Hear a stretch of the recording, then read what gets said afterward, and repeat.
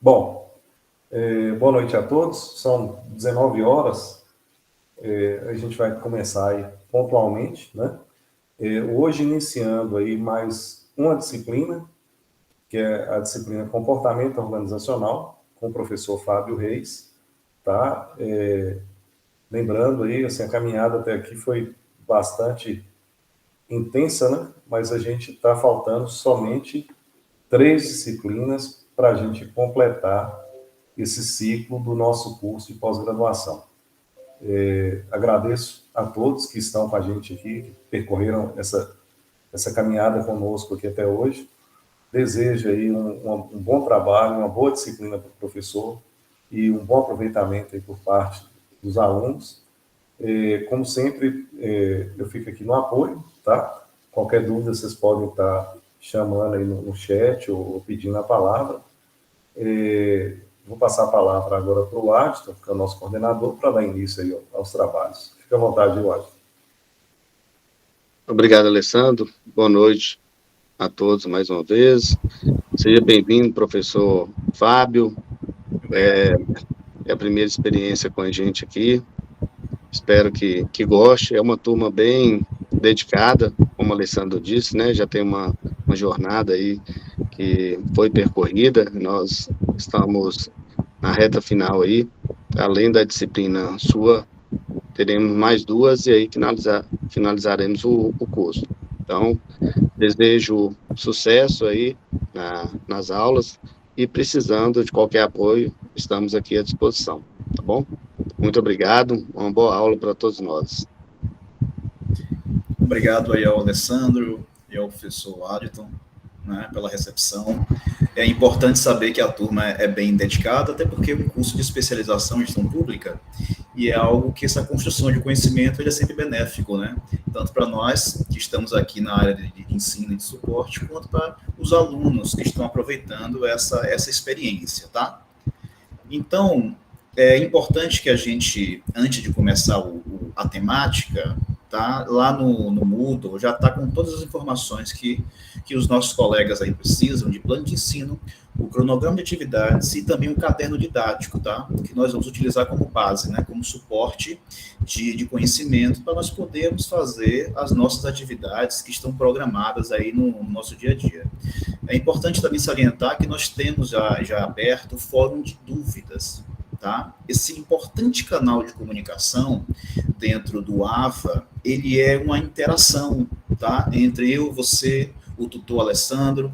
Essa interação é importante para a gente poder gerar um debate sobre as dúvidas e agregar conhecimento ao nosso curso, né, pessoal?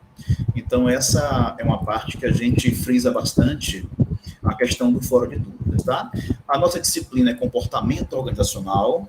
Como foi dito, eu sou o professor Fábio Reis, eu sou mestre em desenvolvimento regional e meio ambiente, e também sou servidor público, né? Nós temos essa tarefa aí de fazer o nosso Brasil melhor, né? Que o nosso dia a dia é justamente levar cidadania, né, para os brasileiros. Então, o servidor público ele tem essa tarefa aí muito especial dentro das diversidades, né, que o nosso Brasil tem, né, em todos os estados, em todas as nossas regiões, né?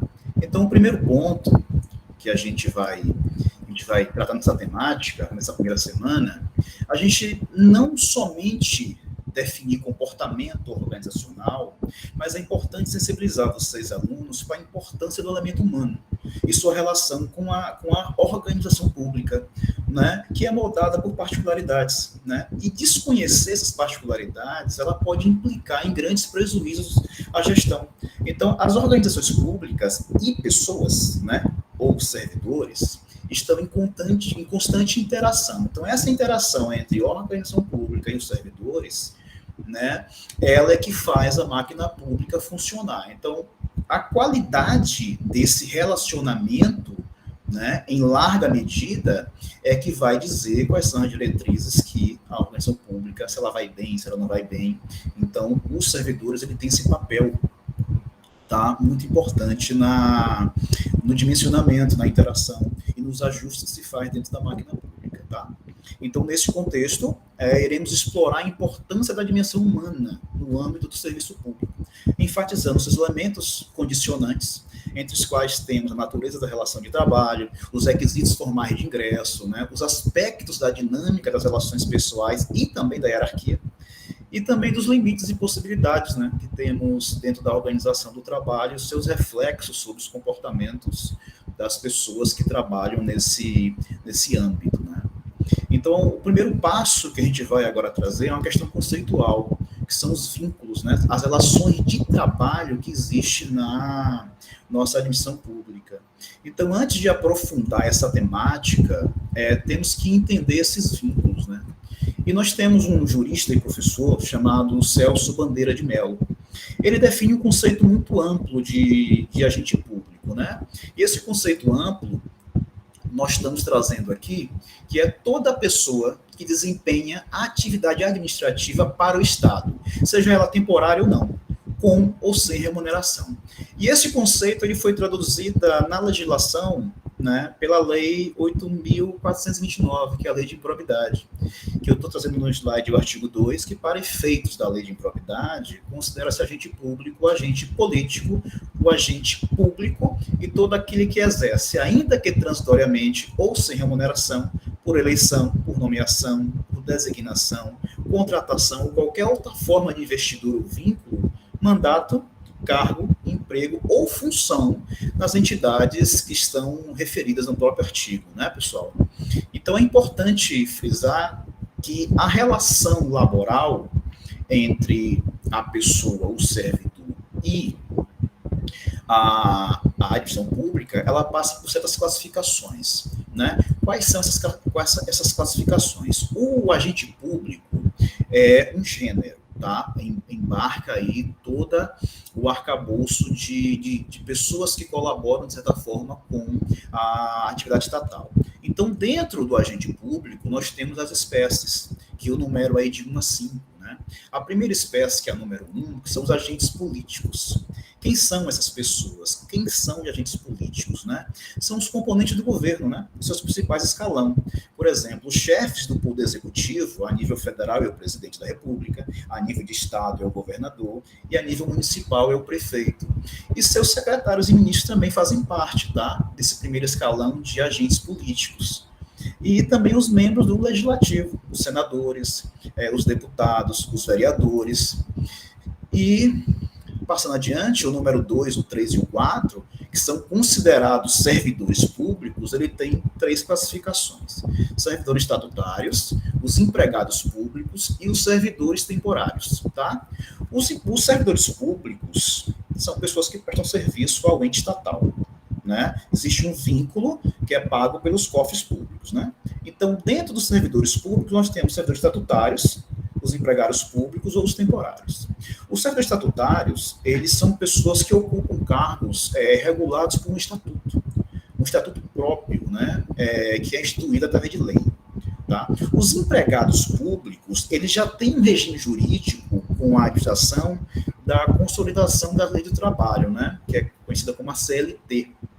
E os servidores temporários são agentes que são admitidos por prazo determinado, para atender a necessidade excepcional do interesse público. E, por fim, nós temos os colaboradores, os particulares em colaboração com o Estado, que são pessoas que, por sua vez, prestam serviços ao Estado sem nenhum vínculo empregatício. Não há uma relação jurídica de estatuto e nem de CLT. E pode ser feito com ou sem remuneração, né?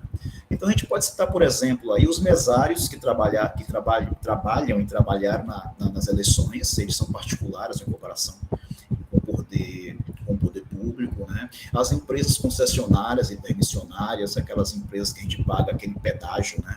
Aquilo são concessões públicas, então eles são particulares em colaboração com o serviço público. E notem aí no slide número 4, que eu passei aí um quadradinho verde nos itens 2, 3 e 4, né, na categoria de servidores públicos. Por que eu fiz isso? Entre essas categorias de agentes públicos, são os que demandam maior atenção para fim de gestão, né? E em relação ao comportamento organizacional, essa categoria de servidores públicos, estatutários, temporários ou empregados públicos. Primeiro, por sua expressão quantitativa, são maioria dentro do senso comum, tá? E também pelo seu caráter de longo prazo, na relação que estabelece com a administração pública.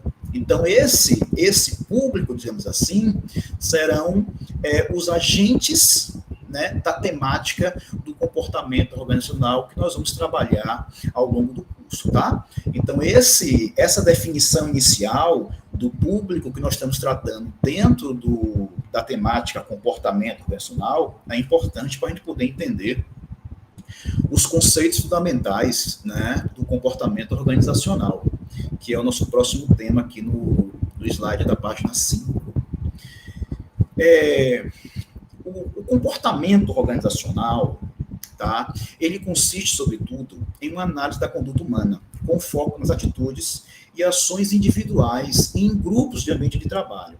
Deste contexto, pessoal, não é apenas um estudo, tá? Mas um entendimento de necessidades e desenvolvimento individuais e coletivas. Por esse momento, né, o campo de estudo do comportamento organizacional, ele de forma ampla, ele objetiva prever, explicar e compreender o comportamento nas organizações. A partir desse contexto, a gente vai ter algumas abordagens, tá? A primeira abordagem é focalizar os comportamentos observáveis, né? O que seria focalizar os comportamentos observáveis? Quais são esses comportamentos observáveis, né? Então, nós temos o modo de pensar, o modo de decidir, o modo de perceber, né? E eu abro aí um parêntese para a questão da percepção, o modo de perceber, né? A percepção é uma capacidade de perceber de modo consciente o mundo através dos sentidos, né? Isso por meio de uma racionalidade de conhecimento. Então, à medida que se adquire novos conhecimentos, a percepção se aprimora, tá? E nessa medida, não é a visão que se altera, mas a forma como se vê as coisas, que é particularmente a nossa visão de mundo. Outro ponto de abordagem é que estuda o comportamento das pessoas como indivíduos e como membros de grupos. Por que isso? Porque é natural que as pessoas elas possam apresentar comportamentos diferentes quando estão inseridas em grupos, tá? Então há essa diversificação. E por último da abordagem, ela analisa o comportamento das unidades sociais, né? Por quê? Porque não há comportamento da mesma maneira que os indivíduos, tá? O comportamento organizacional, desse ponto de vista, ela é feita de forma sistêmica, né? Pensar de forma sistêmica é simplesmente pensar de forma integrada, considerando diversos cenários. Esses cenários podem ocorrer ou não, mas nós devemos considerá-los, né? Então, onde a gente quer chegar nisso, né? Existem 4 elementos da organização que são indissociáveis. São pessoas, estrutura, tecnologia e ambiente externo, né? Todos nós já sabemos isso aí em outras disciplinas que foram dadas, que trataram também de elementos da organização. Então, ao compreender esses elementos, como esses elementos interagem em si, nós vamos encontrar melhorias que podem ser feitas, tá? Então, o comportamento organizacional é basicamente um campo de estudo que vamos tratar 3 elementos determinantes de comportamento nas organizações, que é o indivíduo, os grupos nas quais estão inseridas e a estrutura organizacional. Nesses 3 elementos, nós vamos conhecer aí os níveis de análise de comportamento na organização. No nosso caderno didático, né, da página aí de 11 até 40, que é a nossa semana 1, que eu estou indicando para vocês estudarem, traz 3 tipos de níveis de análise de comportamento. O nível micro, o nível meso e o nível macro organizacional. São questões teóricas, tá? Mas é importante a gente conhecer a questão teórica para a gente poder entender como essas teorias estão dentro do nosso dia a dia do comportamento na administração pública. Então, quando se fala de micro, se fala de micro organizacional, tá? Estuda o comportamento humano individual, as percepções individuais dentro de uma organização, né? Envolve as questões, eu trouxe aí exemplos, né? A habilidade individual, a motivação e a satisfação, tá? É importante a gente entender, pessoal, que esse nível de análise individuais, né? Essa primeira parte aí das habilidades individuais, é um conjunto de habilidades e conhecimentos que são específicos para desempenhar uma tarefa, uma função, tá? Elas são geralmente adquiridas através de treinamento, através de aulas teóricas e através também da prática profissional, tá? Então, são habilidades que se aprende. Isso é importante, habilidades que se aprende. Outro ponto é a motivação, que a gente vai aprofundar um pouco mais na frente, tá? A motivação, quando se fala motivação, o que é a motivação, né? É a força que aciona e direciona o comportamento, tá? Então, ela é entendida como um motivo que leva o indivíduo a uma ação. E, por fim, a satisfação, que é o elemento elementos individuais da questão micro-organizacional, é um conceito muito amplo e está ligado também ao entendimento das expectativas, né? Isso a gente vê muito nas teorias administrativas, atender às expectativas como forma de satisfação. Então, a partir disso, nós temos o segundo elemento do nível de estudo, da complexidade, que é o comportamento organizacional do setor público. Nós temos uma questão meso-organizacional. O que é essa área meso-organizacional, né? Então, os estudiosos desse assunto, eles procuraram entender o comportamento das pessoas que trabalham em equipes, né? Então, esse nível de análise aborda, portanto, temas como liderança, temas como socialização e temas como dinâmica de grupo, que são justamente temas que trabalham em equipe, que não se trabalham individualmente, tá? Então, o que é que se trata da liderança, né? Qual é o conceito que nós temos de liderança? A liderança, pessoal, é considerada a habilidade de motivar, de influenciar, de inspirar pessoas, né? De comandar um grupo de pessoas para atingir objetivos. E dentro desse conceito de liderança, nós encontramos na administração pública muitos servidores que têm esse aspecto, essa característica de liderança. Outro ponto importante da questão meso-organizacional é a socialização. Socialização é também relacionada à integração, né? Ao ingressares, por exemplo, um novo grupo, um novo servidor, por exemplo, os funcionários precisam ser apresentados aos valores, às crenças, não é isso? Às normas, às práticas da organização, que eles passam por um processo de socialização, que lhes permitirá se articular com os processos de comunicação e integração que permeiam o fazer coletivo, né? Então, esse processo de socialização de novos servidores, por exemplo, né, pode atuar como um facilitador de relacionamentos com os novos colegas, né? Isso é importante para o início das perspectivas de atividade de trabalho, e bem como a sua adaptação às normas e às regras que ele irá trabalhar no convívio da organização durante todo o tempo que ele tiver no serviço público, tá? E o ponto que eu trouxe também por último são as dinâmicas de grupo, né? Eu acredito que todos nós aí da sala já devem ter feito em algum momento da vida uma dinâmica de grupo, né? E mais na frente, nos próximos encontros, vamos tentar fazer uma com vocês e entender que a dinâmica de grupo é toda atividade que desenvolve com o grupo. E o objetivo da dinâmica, pessoal, não é só promover o conhecimento entre as pessoas. Ele também tem o objetivo de integrar, de desinibir, de divertir também, por que não, né? Refletir e aprender, né? Apresentar entre nós colegas, né? E também de promover o conhecimento, né? Isso é uma parte muito importante dentro do setor público, porque o conhecimento é uma forma de poder, né? Quando você tem conhecimento, você tem uma forma de poder em suas mãos. Outro ponto importante, que é o próximo nível de análise de comportamentos, é o macro-organizacional, tá? O macro-organizacional, essa parte aqui é muito importante, porque é uma visão mais ampliada, tá? Do comportamento macro-organizacional, são consideradas questões como a aquisição de poder nas organizações, né? As soluções para os conflitos existentes, né? As diferentes formas de estrutura organizacional para a eficácia das organizações, né? Tudo isso gera uma interdependência sistêmica, né? O que é essa interdependência sistêmica? É aquela intensidade com que os membros das equipes precisam trocar informações e recursos para completar a sua tarefa, né? Para completar o seu trabalho satisfatoriamente, né? É por isso que uma organização ela é dividida em departamentos, em coordenações, em gerências, e cada parte desses departamentos, dessas coordenações, eles representam uma parte do todo, que se interrelacionam a organização e os servidores.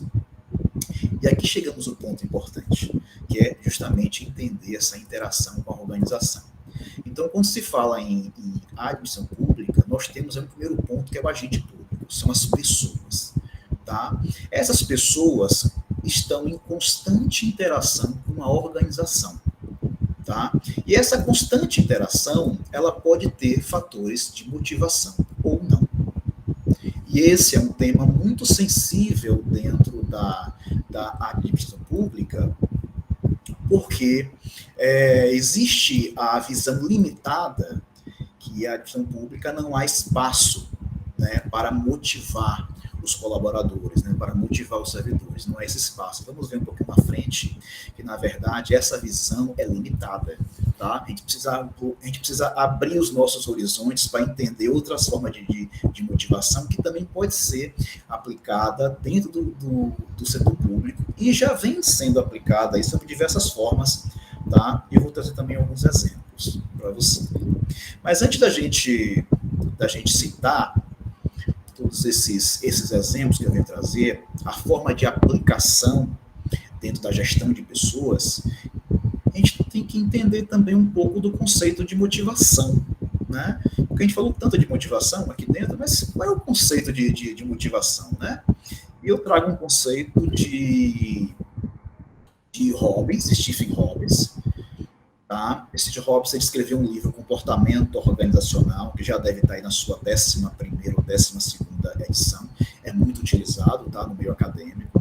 Ele traz o seguinte conceito: a motivação está associada a um processo responsável pela intensidade, pela direção e pela persistência dos esforços de uma pessoa que são orientadas para o alcance de determinado propósito. Tá? Então, vamos traduzir isso aí. Como é que pode ser entendida a motivação, né? A motivação é literalmente o motivo que leva o indivíduo à ação. É a força que aciona o direcionamento do comportamento, né? E entender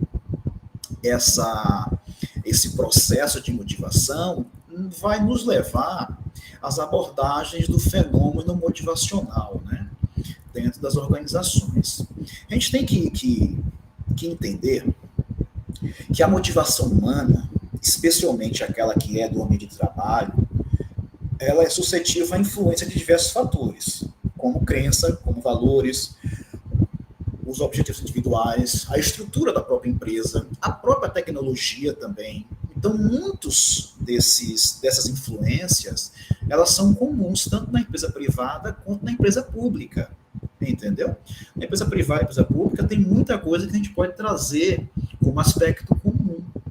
Entretanto, a gente tem que considerar que o setor público ele é revestido de uma especial complexidade, de uma especial particularidade que é decorrente de uma série de características cultural, política, econômica e aspectos legais que deixam esse setor especial, particular. Tá? Inclusive, para ressaltar isso, há um princípio na administração pública que diz que, enquanto ao particular é permitido fazer tudo que a lei não proíbe, né, a administração pública só pode fazer o que a lei autoriza.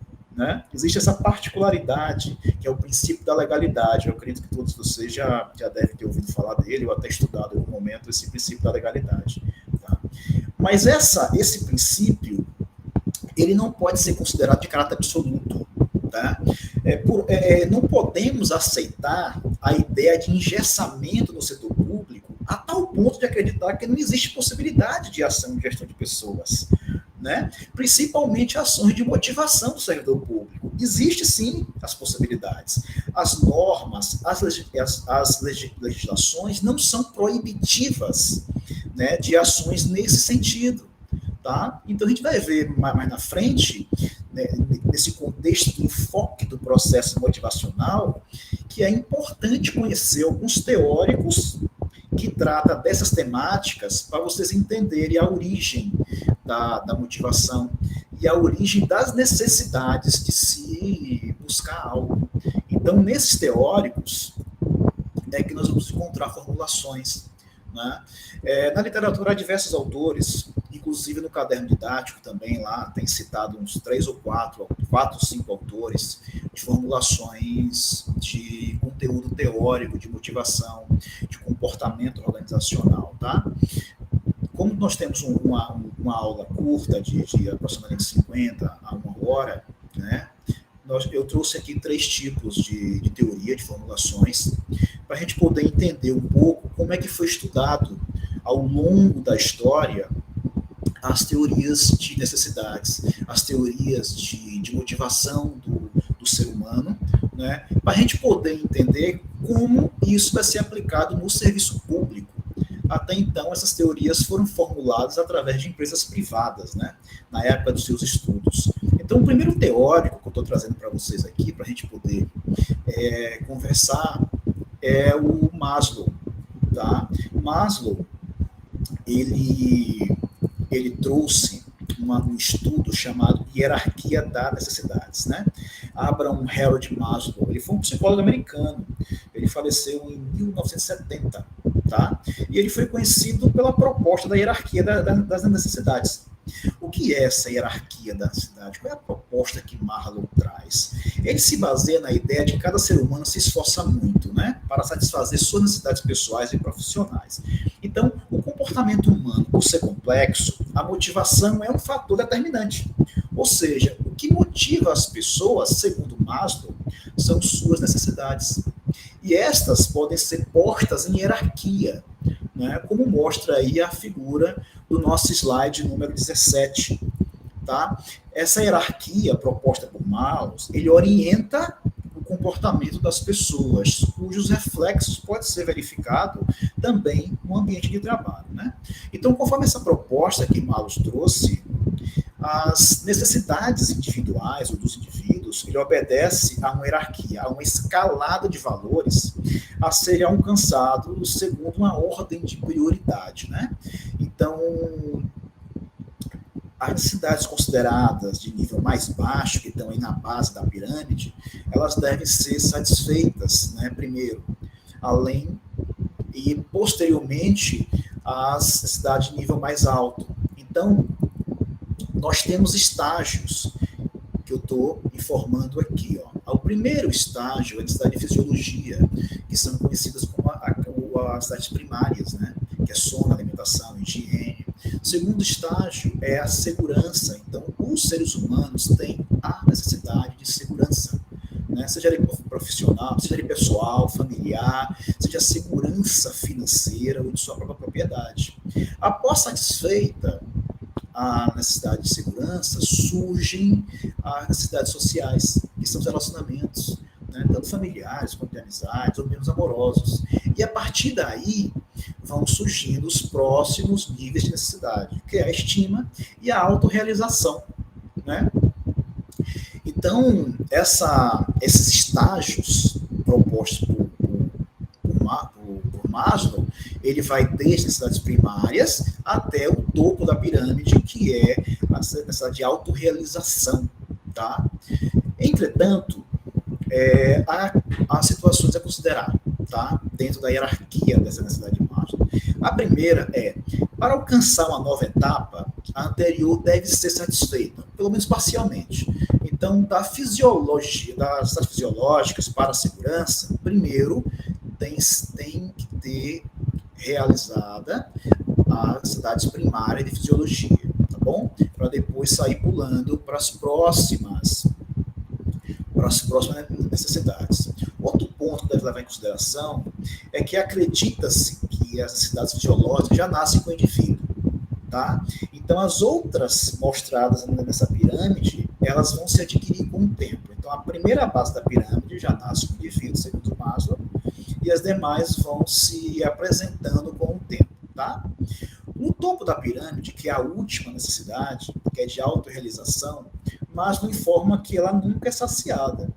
Quanto mais você tenta saciar, mais a sua necessidade aumenta, tá?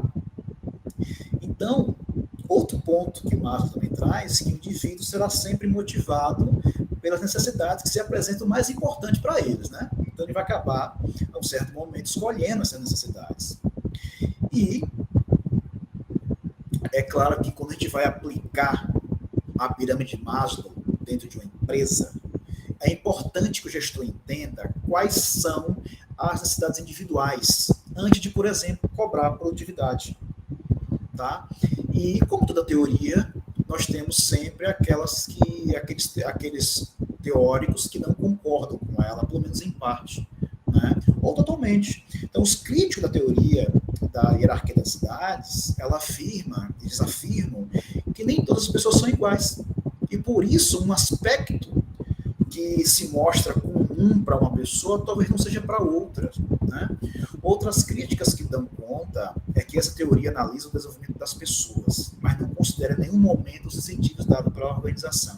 Você pode ver que dentro dessa teoria, dentro dessa hierarquia, não tem os incentivos dados pelo trabalho, por exemplo, pela organização de trabalho. Não consta isso. Então, isso é uma crítica a essa teoria. Mas o que é importante na teoria de Maslow é que nenhuma dessas críticas descaracterizam a teoria ou tornam ela inútil, tá, pessoal? Existem, obviamente, algumas situações que devem ser definidas, né, ou melhoradas, mas dentro dessa teoria não há uma descaracterização do estudo feito pelo Maslow, né? Uma segunda teoria, que essa eu acho fantástica e que tem diversos estudos na internet, artigos científicos, que falam sobre a aplicação dessa teoria no serviço público, é justamente a teoria dos 2 fatores de Herzberg. Tá?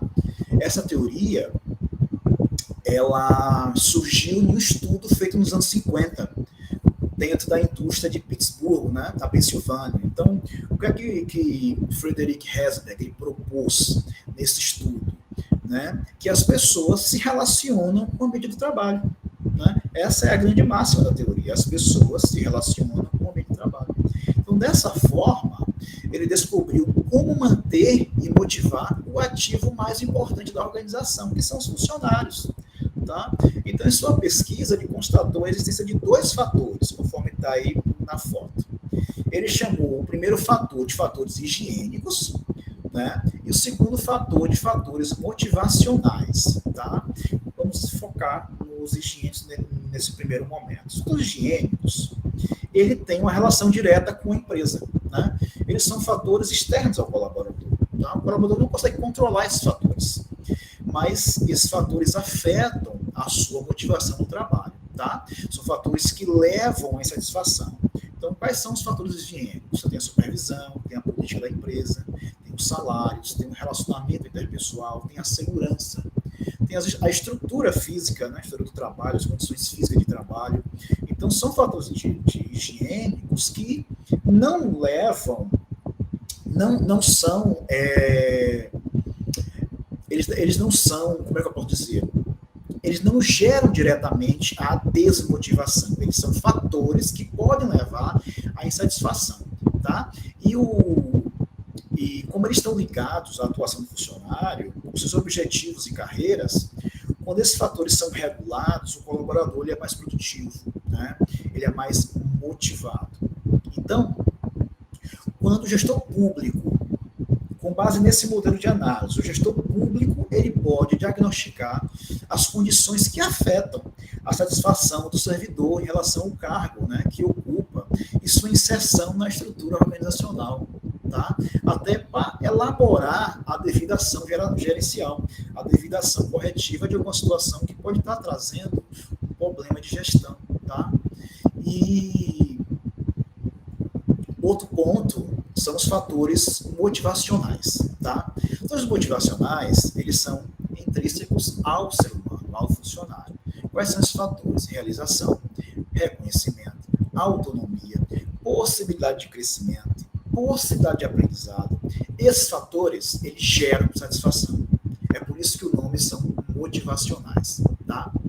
E dentro do serviço público, nós vamos ter alguns exemplos mais na frente de aplicabilidade de gestão de pessoas dentro da área pública, no contexto de comportamento organizacional, que é motivado na teoria dos 2 fatores de Herzberg, os fatores motivacionais. Eu vou trazer para vocês mais adiante essa contextualização para que a gente possa sair do campo teórico para ir um pouco mais para o campo prático, tá bom? E trago a última teoria, que é a teoria da equidade. Equidade, essa teoria, ela foi proposta por Viktor Fromm, tá? E é uma das teorias muito aceitas e atuais, tá? E ela é bem simples de entender, tá? Essa teoria, ela diz que a motivação de uma pessoa para determinada ação, ela está sujeita à probabilidade de alcançar o resultado e do valor que ele atribui a esse resultado, tá? Em termos práticos, o servidor tenderá a empreender mais esforço, tá, na atividade que ele tem a maior percepção de desempenho. Aquele que ele consegue gerar mais desempenho nessa atividade, ele vai realizá-lo, né? Então, a expectativa, conforme está aí no slide, a expectativa, ele corresponde a essa questão da expectativa, ele corresponde a mais ou menos a crença, né, que o aumento do esforço levará ao aumento do desempenho, tá? Então, é por isso que tem a pergunta aí no quadro, nessa parte de amarelo, o meu esforço levará ao desempenho aceitável, tá? A partir disso, eu tenho a questão do desempenho, que é a questão da instrumentalidade. E a instrumentalidade também é a crença de que uma pessoa receberá uma recompensa se a expectativa de desempenho for cumprida, tá? Ou seja, se eu faço um bom trabalho, há algo nele para mim, há algo nele que eu possa ser recompensado. Então, essa recompensa pode se acrescentar na forma de uma remuneração, na forma de um reconhecimento ou na forma do senso de realização, tá? Então, essa instrumentalidade, quando ela é baixa,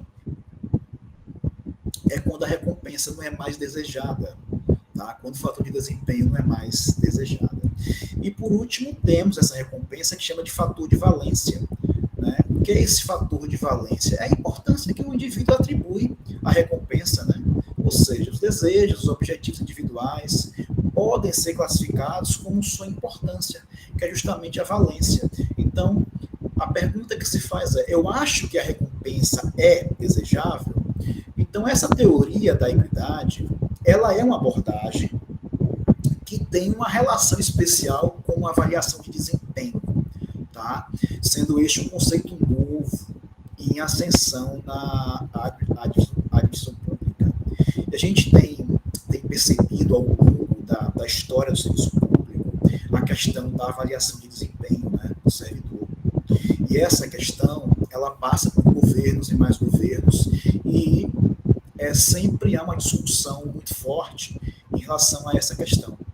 E a teoria do Viktor Fromm, ele está ligado a essa questão da avaliação de desempenho.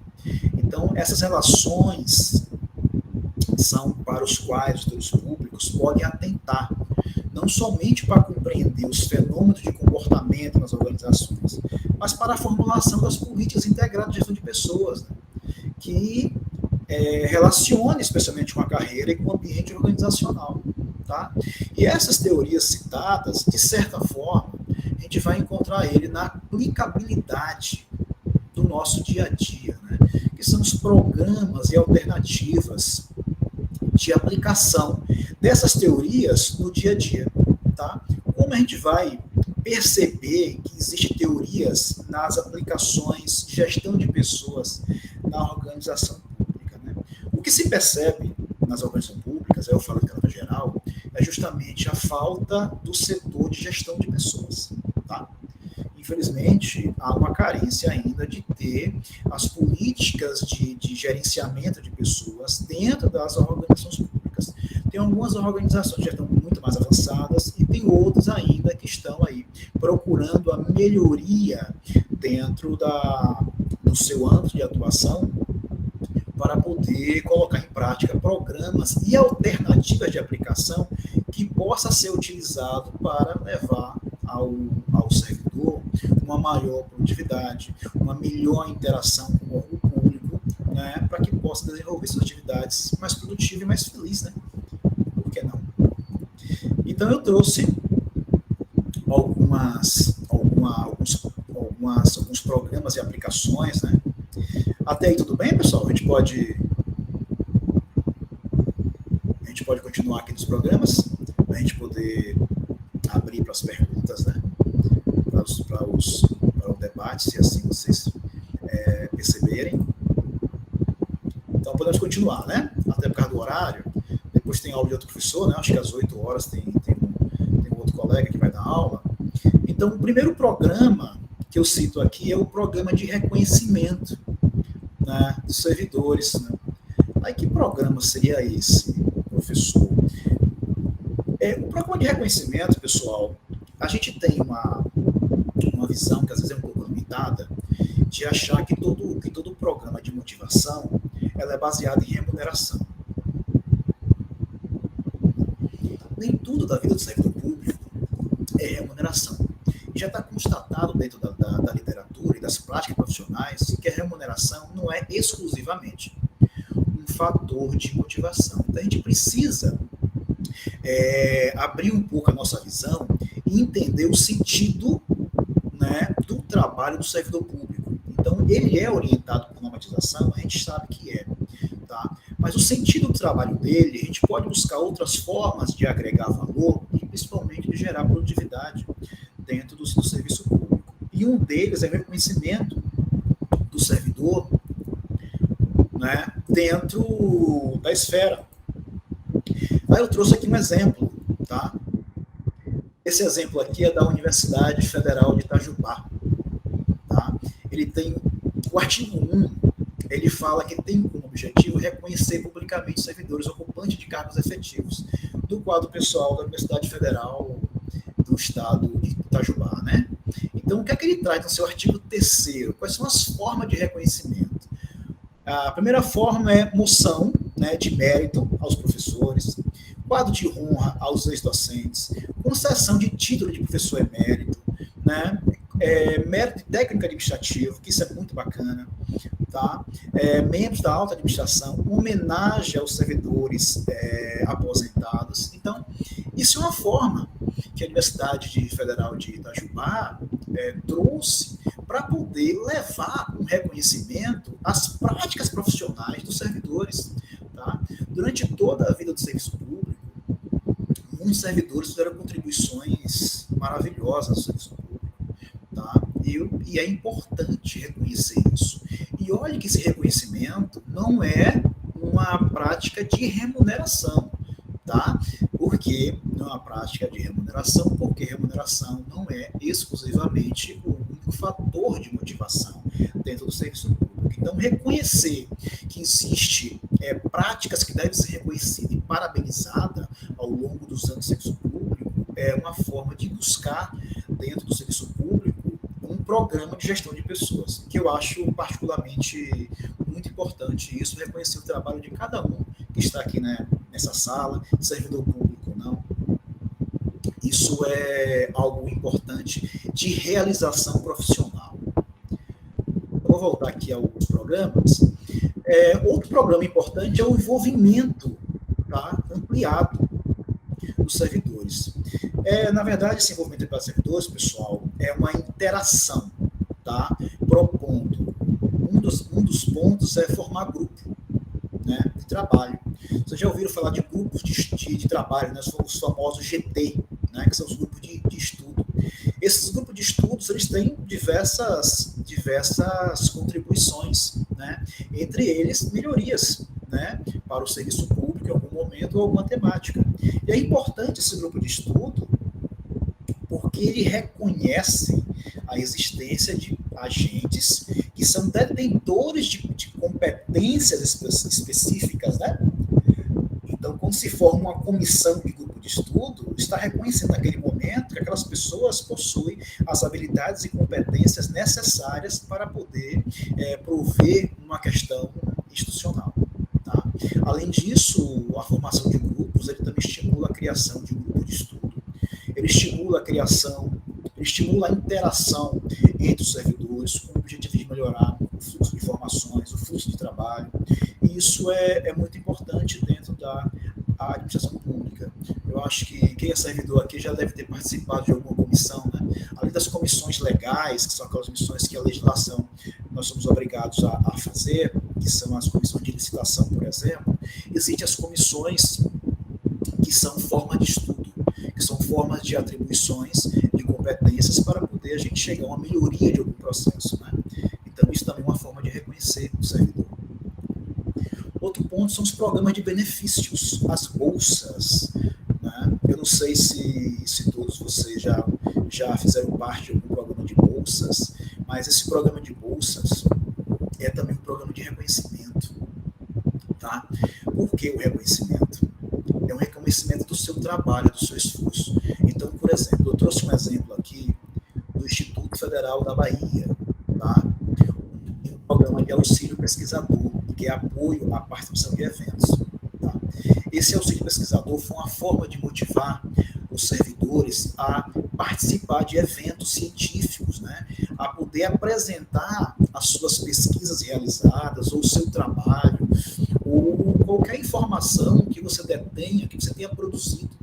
Tá? Isso é uma forma de ajudar o servidor financeiramente a custear a participação em eventos científicos. Né? Isso é de uma grandiosidade dentro da visão pública, porque é a oportunidade que os servidores têm de demonstrar o seu talento, de demonstrar o seu trabalho e de reconhecer que eles são agentes de transformação. Então, esses apoios, isso ocorre aí na maioria das instituições públicas, tanto estaduais quanto federais. Tá? E ele é uma forma de programa de gestão de pessoas. Tá? E é um dos melhores que tem, né? Outro ponto importante é a promoção da qualidade de vida. Tá? Isso aqui é muito comum dentro do serviço público, né? E é unânime, tá? Que as ações de qualidade de vida, ele melhora, não é só o meio de trabalho não, tá, pessoal? Ele melhora a vida do servidor e as suas relações sociais com a comunidade externa, com a comunidade interna. Então, são elementos de motivação, tá? São elementos de poder transformar aquele dia a dia em ambiente mais feliz, em ambiente mais produtivo. Tá? Eu trouxe aqui um exemplo do Instituto Federal do Norte de Minas, né? Que é o instituto que está promovendo esse curso aqui para nós, né? Então, o Instituto Federal do Norte de Minas, ele traz programas de saúde para o servidor, tá?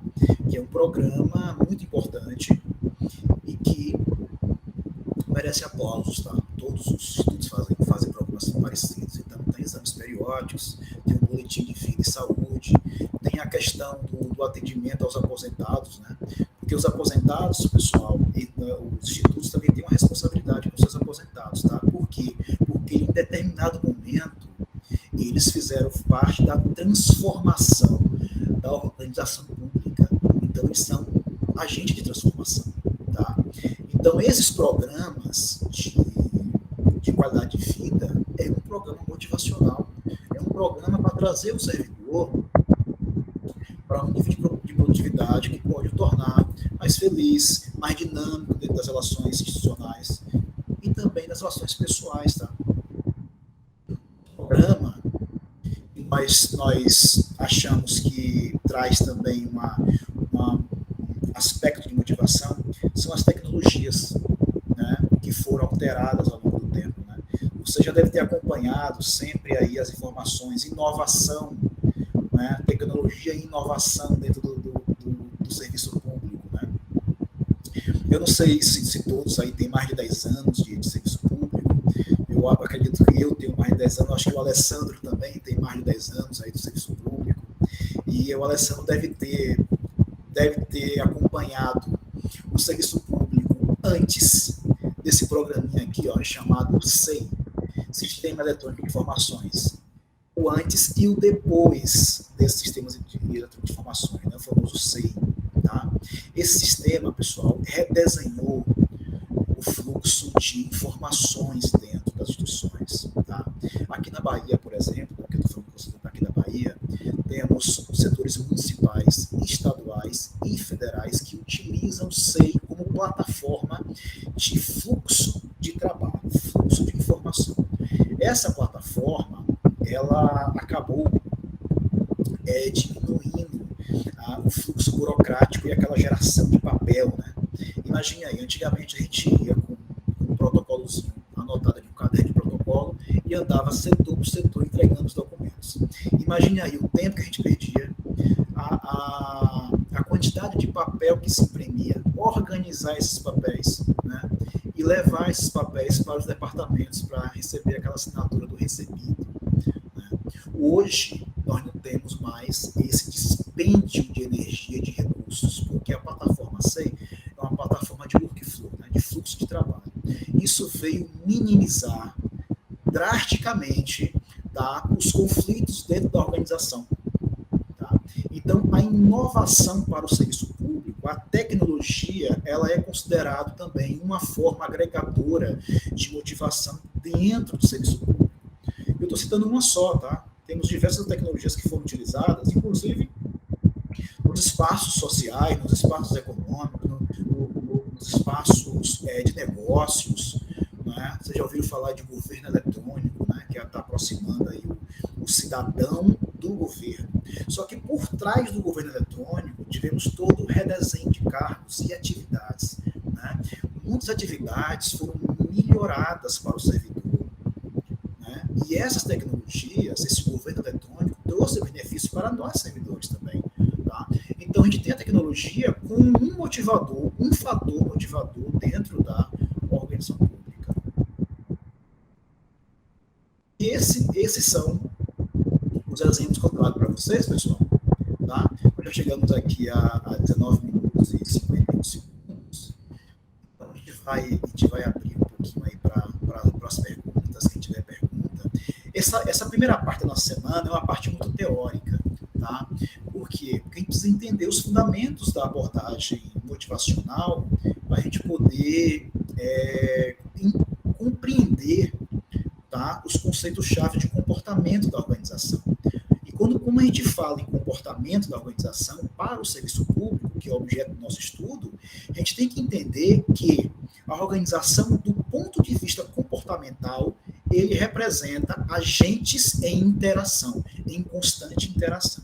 Então, esse é um conceito bem atual, né, do comportamento organizacional dentro da gestão pública. Então, o fator humano, né, que somos nós, né, nós somos recursos, não tenha dúvida disso, mas somos o fator humano, somos recursos humanos. Nós fazemos a diferença. Tá? A nossa interação com a dinâmica no serviço público é que faz a diferença dentro do processo de geração de valor do trabalho. Tá bom? Alguém quer fazer algum questionamento? Alguém quer fazer alguma pergunta? Quer trazer algum exemplo do cotidiano, do seu dia a dia? Também fique à vontade, tá, pessoal? Professor Fábio, eu vou iniciar. Eu peço desculpas pela falta da câmera. E desculpa mais uma vez os alunos, porque semana passada também eu tive esse probleminha aqui. Acho que eu vou ter que formatar o computador para ele reconhecer minha câmera de novo. Mas muito boa a sua explanação aí. Eu acho que você conseguiu ser bem objetivo e trazer exemplos práticos aí, apesar de toda a dimensão teórica que a questão do comportamento organizacional exige, né? E aí, eu chamo a atenção aqui para toda uma questão aqui que a gente, você que é administração aí, o Ágil também, a gente tem contato logo lá na graduação, é uma coisa que já choca a gente, o comportamento organizacional, quando a gente vê a teoria, né, sei lá, a questão da teoria das relações humanas, e depara com a famosa pirâmide lá do Maslow, né, entendeu? Então, assim, lá ele elenca os fatores, cria aquela hierarquia de fatores motivacionais, né? E aí vem a teoria do Heisenberg, que traz para a gente, coloca o salário lá, os fatores higiênicos, né? Então aí vem aquele famoso jargão que o salário não motiva, que a remuneração não motiva. Então, assim, eu acho que para os alunos, quem não veio aí da administração, eu acho interessante só colocar esse ponto, que esse jargão que o salário não motiva, que a remuneração ela não traz motivação, ela vem justamente de um link dessa teoria do Maslow com a teoria do Heisenberg, que ele coloca o salário lá nos fatores higiênicos. Por quê? Em tese, o salário já seria necessário para manter os fatores higiênicos. Na tradução aqui para o nosso português, esses fatores higiênicos eles representam a questão da alimentação, da saúde, da moradia e do básico, vamos dizer assim. por isso que ele coloca a questão do salário como subsistência. Nesse sentido, ele não teria o caráter motivacional, porque uma vez suprido aquelas necessidades higiênicas, as necessidades básicas, aquilo deixaria de produzir uma motivação. E aí ele passa os fatores motivacionais, o outro lado da teoria, pro lado esquerdo lá, vamos dizer assim. Agora, só esse comentário, esse esclarecimento aí para apimentar a discussão, mas é algo assim que eu acho que tanto você quanto quem veio lá da administração, é algo que quando bate na porta essa discussão do comportamento organizacional, isso já é algo que choca a gente quando o professor fala que o salário não motiva, que a remuneração não motiva. Né? É verdade. Com certeza. Obrigado pela contribuição. Realmente, o salário, ele não é a única fonte de motivação, mas ele é um fator principal. E a depender do enfoque que se dá, a gente pode até entender uma distorção, né? Como você brilhantemente explicou. E a gente tem que entender também que essas teorias foram desenvolvidas em empresas privadas, né? Então, possivelmente tem um viés aí também da questão econômica que está envolvida nessas teorias. Mas o importante é que, quando eu trouxe essa carga teórica muito grande aqui para o curso, foi pensando justamente nos alunos que não têm a formação acadêmica em administração, né? Porque a informação que eu tenho é que nós temos formações variadas aqui e também atuação, né, no dia a dia, nas práticas profissionais também, em atuações bem variadas. Então, eu achei importante trazer esse enfoque também teórico para a gente poder levantar essa discussão. Tá? Eu também... Aí, Márcio coloca aqui, o salário da educação não é motivacional. Realmente, Márcio, a educação, infelizmente, não é tratado como prioridade no nosso país, né? Porque muitos governantes olham a educação como um gasto, como uma despesa, e não olham a educação como um investimento. Tá? O conhecimento, isso também tem a questão política, né? Porque o conhecimento é uma forma de poder, né? Quanto mais conhecimento você adquire, mais autonomia na sua vida você tem. Então, infelizmente, a educação, ao longo, né, de toda a vida brasileira, a educação nunca foi prioridade, né, dos governos em termos de remuneração. E a gente torce para que isso mude, viu, meu amigo Márcio? A gente torce para que a gente possa ter dias melhores, porque a carreira na educação a gente reconhece. Eu estou na educação há 10 anos, aí o Alessandro também está na educação também. Então a gente reconhece que há muito a ser feito pela educação. Principalmente a questão remuneratória, né? Deixa eu ver se tem mais alguma postagem aqui de algum aluno. E só para finalizar, Flávio, o comentário, você comentou a questão da tecnologia e tal, realmente o SEI, ele é uma ferramenta hoje difundida a nível, né, nacional, acho que é algo que ajuda muito e veio dar mais transparência e mais uniformidade nos procedimentos operacionais. A nível de Secretaria Estadual de Educação, que é o ambiente dos nossos alunos, salvo engano, o SEI está disponível apenas no órgão central e nas superintendências regionais de ensino. Parece que na escola ainda não está, e os alunos me corrigem se eu estiver enganado, ou está implantado só em alguma medida, vamos dizer assim. Mas é algo realmente que veio a dar uma padronização, uma organização, né, muito, muito interessante. A Carla aqui informa que as escolas já estão usando o SEI.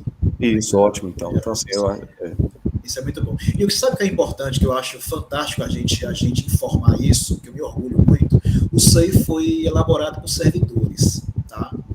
Quem construiu o SEI foram servidores. É importante a gente colocar isso, porque é um trabalho desenvolvido, trabalho intelectual desenvolvido por servidores públicos, né? Então, esse reconhecimento também é uma forma de motivação. Nós usamos em 2 perfis a escola, né? O Wesley está informando. Pessoal, nós temos a ferramenta do Fórum de Dúvidas, tá? As pessoas que nesse momento não estão colocando as dúvidas, podem usar o Fórum de Dúvidas, né? Que nós estamos lá, tanto eu quanto o Alessandro, vamos estar disponíveis para poder responder o que vocês precisarem, tá bom? bom?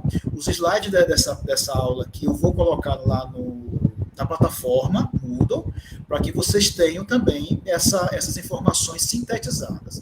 Só saliento que os slides não é a única forma de você aprender o assunto que foi dado, tá? O caderno didático está perfeito, ele tem muitas informações lá que podem servir como um norte aí de aprofundamento do conhecimento, tá bom?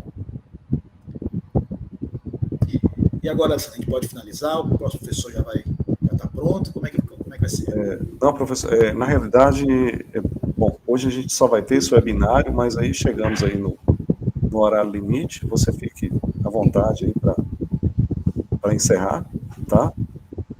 Te agradeço aí, foi uma boa aula, acho que foi bem explanado aí a matéria aí, e aí a gente fica aguardando aí para a próxima aula, tá? E como você falou, a gente vai estar fazendo interação com os alunos, a gente tem interação tanto via lá o fórum Tira Dúvidas, quanto o fórum lá, discussão, né? Também a gente tem um grupo de WhatsApp que eles vão encaminhando para a gente vai atendendo na medida do possível, tá? Então, pessoal, para finalizar, eu quero agradecer a todos pela presença. Os que não puderam estar presentes, a aula gravada vai estar lá na plataforma também, tá? Desejar a todos uma boa semana, tá? Que Deus abençoe a todos nós, tá bom? Uma boa noite, um forte abraço aí a todos e agradecer aí a Alessandro pelo suporte, viu, meu amigo? Um abraço. Boa noite, pessoal. Boa noite, professor Sá. Boa noite a todos aí. Boa noite, Alessandro. Falou. Boa noite, pessoal. Boa noite.